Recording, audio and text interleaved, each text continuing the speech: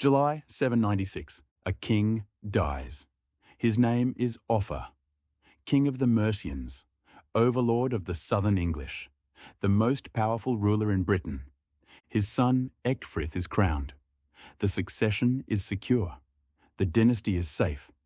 141 days later, Ecgfrith is dead, and Mercia, the superpower of 8th century England, will never recover. How does that happen? How does the most carefully constructed hegemony in Anglo-Saxon England collapse in less than 5 months? This is Stephen Chronicles. I'm Samuel Stephen. Welcome to the Mercian series. Over 3 episodes, we're examining how medieval rulers solved, or failed to solve, the central problem of kingship. How do you build power that survives you? Today, Offa's hegemony. How an 8th century king built an empire through currency reform, systematic demotion, and administrative control. And why it all collapsed the moment he died.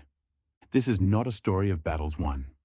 It is a story of systems built, and the terrifying speed with which they collapsed when the wrong man sat on the throne. To understand Mercia, begin with the map. The kingdom sat landlocked in the English Midlands.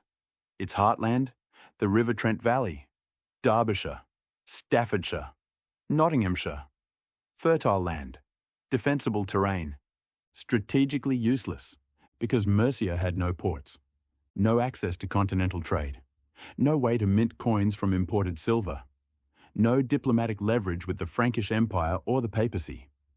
Every route to wealth ran through someone else's kingdom. To the south, Kent, controlling Canterbury, seat of the English Church, and the richest mints in England. To the southeast, Essex and Sussex, controlling the Thames estuary and the lucrative wool trade with the continent.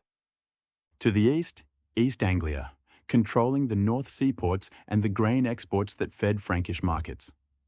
To the west, the Welsh kingdoms, Powys, Gwynedd, Dyfed, who raided Mercian borderlands with impunity and controlled the routes to Irish sea trade. And to the north, Northumbria, once the most powerful kingdom in Britain, now fragmenting through civil wars, but still formidable. Mercia's problem was not military weakness. It was economic isolation. And so, for 2 generations, Mercian kings pursued a single strategic goal: eliminate the autonomy of every neighbouring kingdom and absorb their resources into a unified system. Not through conquest, through administration. The first architect of this system was Ethelbald, who ruled for 41 years, 716 to 757. By the 730s, he controlled enough territory to style himself Rex Britannia, King of Britain. Not accurate, but the claim itself mattered. Ethelbald understood that titles create reality. If you call yourself King of Britain long enough and no one successfully contradicts you, the title becomes true. When Ethelbald was murdered in 757, the kingdom fractured. Sub-kingdoms reasserted independence. A usurper named Bjornred seized the throne.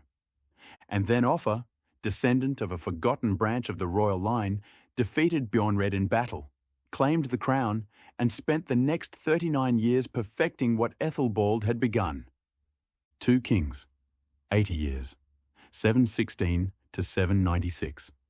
2 lifetimes of accumulated power, institutional knowledge, and strategic patience.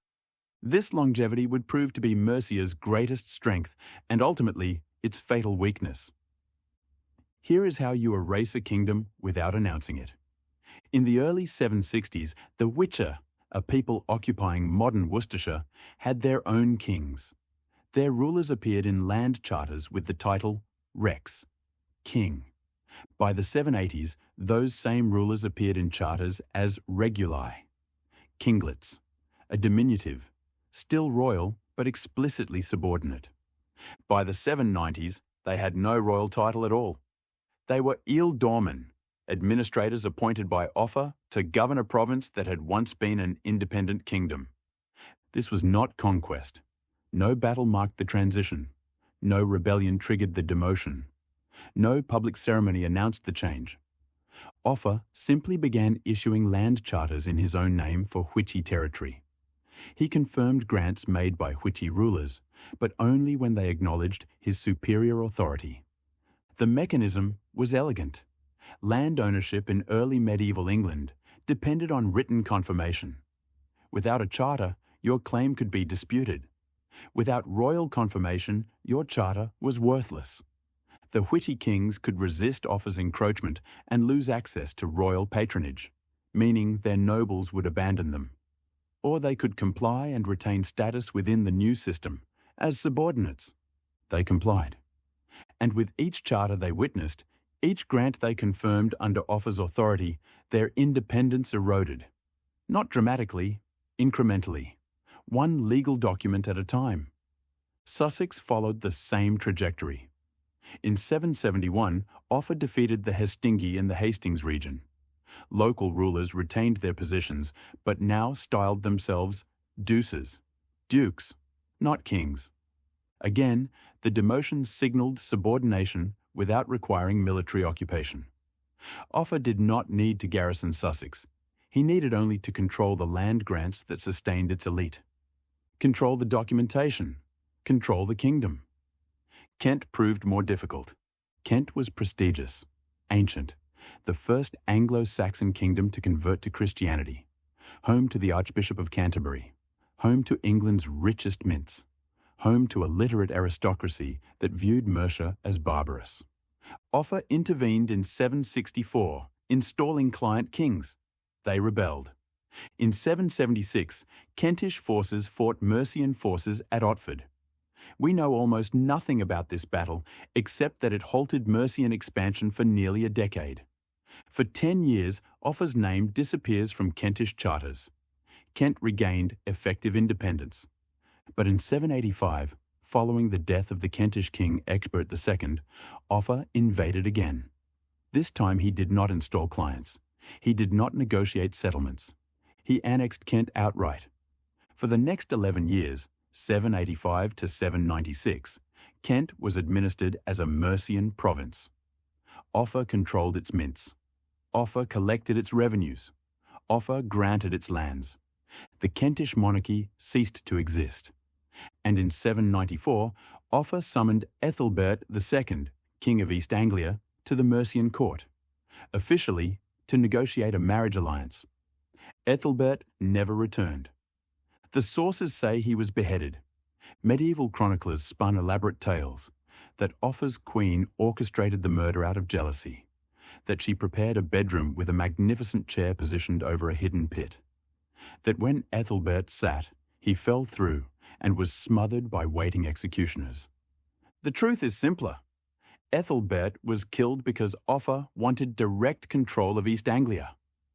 Whether the execution was judicial punishment or purely political removal, we cannot know. What we do know, East Anglia was annexed. Its royal line ended. Its resources absorbed into Mercian control. This is administrative violence, subtle, bloodless when possible, lethal when necessary, and almost invisible while it is happening. In 760, just as Offa takes power, Mercia begins producing silver pennies. Small coins, roughly the weight of a grain of wheat, about 1.3 grams. Not much, but produced in enormous quantities. Before Offa, Anglo-Saxon coinage was sporadic. A few mints, irregular production, coins that looked different from region to region. After Offa, it was a system. The penny became the standard unit across southern England. One weight, one design, and crucially, one source of authority. Every coin said the same thing. This is royal money. This is the king's jurisdiction. If you're using this to buy bread or pay rent, you're acknowledging that the man who struck this coin has authority over you. Here's what a coin meant in 8th century England. It meant you could pay soldiers without giving them land. It meant you could collect taxes without hauling grain to a royal storehouse. It meant merchants could trade across regional boundaries using a single, standardised measure of value. It meant power. Offa's mints were everywhere London controlled. Canterbury and Kent, East Anglia's mints, even production in Wessex after he forced their king into submission. The volume is staggering, thousands upon thousands of pennies. We find them today in hoards across England and the continent. They weren't rare. They were everyday currency. And that's the point. Offa's authority wasn't just military, it was in your purse. In the 770s, Offa does something extraordinary. He starts minting gold dinars. These are copies, near exact replicas, of Abbasid Islamic dinars from Baghdad. Same weight, same design, same Arabic inscriptions. Except for one detail. Where the original dinar says, "There is no God but Allah," Offa's version adds, "Offa Rex," Offa, king. Why is an English king minting copies of Islamic gold coins? Because those dinars were the international currency of the Mediterranean. If you wanted to trade with Spain, North Africa, the Eastern Mediterranean, you needed gold. And Offa wanted Mercia integrated into those networks. The dinar tells us two things. First, Offa was thinking bigger than England. He was positioning Mercia as a European power. Second, he was pragmatic. He didn't care about religious orthodoxy or cultural purity. If Islamic gold was what merchants needed, he'd give them Islamic gold, with his name on it. But here's what matters for our story. The penny and the dinar were both instruments of centralized control. They worked because Offa personally controlled production. Royal mints, royal moneyers, royal monopoly. Offa also used currency as a weapon. In the late 780s, Charlemagne, king of the Franks, soon to be crowned Holy Roman Emperor, banned Mercian merchants from Frankish ports. The sources claim this was over a diplomatic dispute about marriage alliances and the proper length of woolen cloaks. The real issue was economic competition. Offa retaliated by closing English ports to Frankish merchants. For several years, trade between England and the continent nearly stopped. Eventually, Charlemagne backed down. The ports reopened. Diplomatic letters were exchanged. Peace was restored. But the episode demonstrates something crucial. Offa could wage economic warfare against the most powerful empire in Europe and force concessions. That's not minor kingdom politics. That's sophisticated state power. When Offa died, that monopoly died with him. We'll come back to that. If you visit the border between England and Wales today, you can still see it. Offa's Dyke, an earthwork running for 149 miles from the Dee estuary in the north down to the Severn in the south. In some places, it's 8 feet high with a ditch 65 feet wide. It took years to build, tens of thousands of hours of labour. And it's not a wall. It's not a defensive fortification. It's a line. The Dyke marks the frontier between Mercia and the Welsh kingdoms. It says, "This is where my authority ends, and yours begins." That's a statement. That's a king saying, "I control this much territory, and I have the power to make you acknowledge it." Building the Dyke required organisational capacity on a massive scale.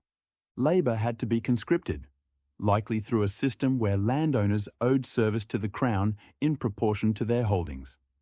Entire villages would have been assigned sections to complete. The construction itself was sophisticated. The Dyke follows natural ridgelines and river valleys to maximise visibility and minimise labour. Where terrain drops away to the west, toward Wales, the ditch is deeper, the bank higher. Where terrain rises, the fortification is more modest. This isn't random earth moving. This is engineered infrastructure. And it served multiple purposes. First, it was a physical barrier to small-scale raiding. Welsh cattle raids, the chronic low-level violence of the western frontier, became harder. You can't easily drive stolen livestock over an 8-foot earthwork. Second, it was a customs line. Merchants crossing the frontier could be monitored, taxed, controlled.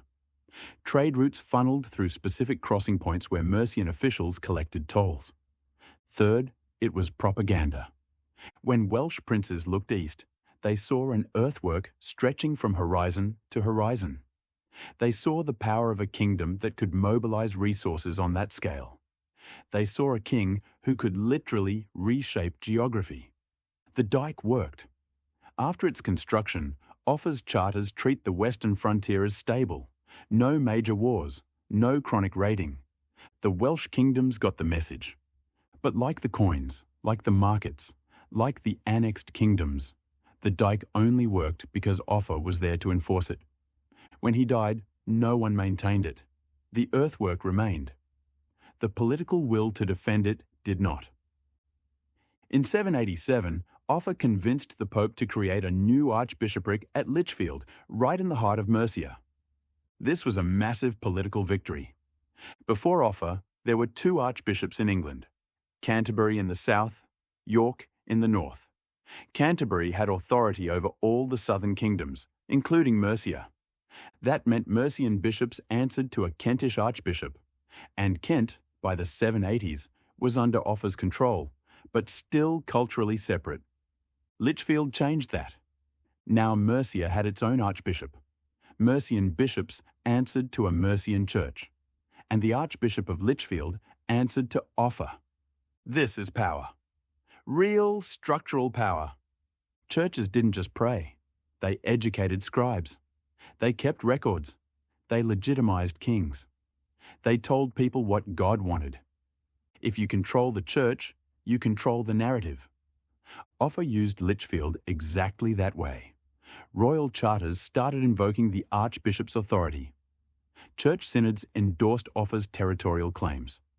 When he needed to justify forcing his son Ecgfrith into the succession, something unprecedented in Anglo-Saxon England, the church backed him. But Lichfield's elevation was personal. It happened because Offa negotiated it. The Pope agreed because Offa was powerful. When Offa died, Canterbury immediately moved to dismantle it. By 803, 7 years after Offa's death, Lichfield was downgraded back to a regular bishopric. The archbishopric was gone. The structural advantage it gave Mercia, gone. Personal power, no institutional foundation. In 787, Offa did something unprecedented in Anglo-Saxon England. He crowned his son Ecgfrith as co-king while he was still alive. This was a continental move, Carolingian-style monarchy. You see it with Charlemagne, you don't see it in England. Anglo-Saxon succession was fluid, elective. The King's Council chose the next king from among the royal family, usually the old king's son, but not always. Offa wanted to end that uncertainty. He wanted Ecgfrith locked in, guaranteed, so he forced it through. He got the church to consecrate Ecgfrith as co-king. He got the nobles to swear oaths. He made it binding. When Offa died in July 796, Ecgfrith succeeded without opposition for 141 days. Then Ecgfrith died, possibly murdered, possibly illness. The sources don't say. And everything Offa built started to unravel. Ecgfrith had no sons, no designated heir, and Offa hadn't prepared for that scenario. When Ecgfrith died in December 796, the throne went to a distant cousin, Coenwulf. Coenwulf was capable. For 25 years, through sheer force of will, he kept Mercia dominant. But when Coenwulf died in 821, it fell apart. His brother Ceolwulf ruled for 2 years before being deposed, then Beornwulf, then Ludeca, then Wiglaf. 4 kings in 4 years. And in 825, at the Battle of Elendun, Wessex, the kingdom Offa had forced into submission, destroyed the Mercian army, and reversed the entire power structure of southern England. Within 30 years of Offa's death, Mercia had lost Kent, Sussex, Surrey, Essex, East Anglia, lost London, lost control of the church. The hegemony was gone. Why? Because Offa built a personal monarchy. His power lived in his relationships, his deals, his reputation. When he died, the relationships died with him. The coins kept circulating for a while. Coenwulf minted pennies copying Offa's designs. But the royal monopoly eroded. The markets persisted. London remained a trading centre. But Mercian control was gone. Lichfield's archbishopric was dismantled within 7 years. The Dyke is still there. You can walk it today. But the kingdom that built it? Gone. What does Mercia teach us about power? First, Administrative violence is efficient. Offa did not conquer Kent through sustained military occupation. He conquered it through incremental demotion, legal manipulation, and the patient elimination of rival claims. This method leaves no dramatic record, no epic battles, just the slow replacement of kings with administrators, sovereignty with subordination. It works, and it is almost invisible while it is happening. Second, systems built on personal authority cannot survive weak succession. Offa was brilliant. Coinwulf was competent. Beornwulf was adequate. Adequate was not enough. The moment Mercia cycled through 3 kings in 4 years, the entire structure collapsed. Dependencies defected not because Mercia was cruel, but because it was no longer strong. Third, economic power sustains political power. Offa's currency reforms gave him control over the monetary system, the ability to tax commerce, and the leverage to wage economic warfare against Charlemagne. When Mercia lost Kent and East Anglia after Elendun, it lost its richest mints. And without mints, it lost the ability to fund patronage networks, pay soldiers, and maintain diplomatic relationships. Economic capacity determines political capacity. Lose the former and the latter collapses. Offa's silver pennies survive. You can see them in museums across Britain. Hold in your hand a coin struck by a moneyer whose name is engraved on its surface, guaranteed by a king who has been dead for 12 centuries. The Dyke survives. You can walk its length today. 149 miles of earthwork following ancient boundaries. But the kingdom Offa built? Gone. Not gradually, catastrophically, within a single generation. Because he built a system that required him to exist. But someone would figure out how to make Hegemony survive. Her name was Ethelfled. This has been episode 1 of the Mercian series on Stephen Chronicles. Next time, the Ladies' Fortresses. How Ethelfled, Alfred the Great's daughter, solved every problem that killed Offa's hegemony. How she built infrastructure that outlasted her. And how that infrastructure became England. Stephen Chronicles explores power, institutions, and the machinery of history. If you'd like to read more about how systems shape societies, from 8th century Mercia to modern Hollywood, subscribe to the newsletter at samuelstephenchronicles.com. Until next time, remember, the most effective power is the kind that survives the person who built it.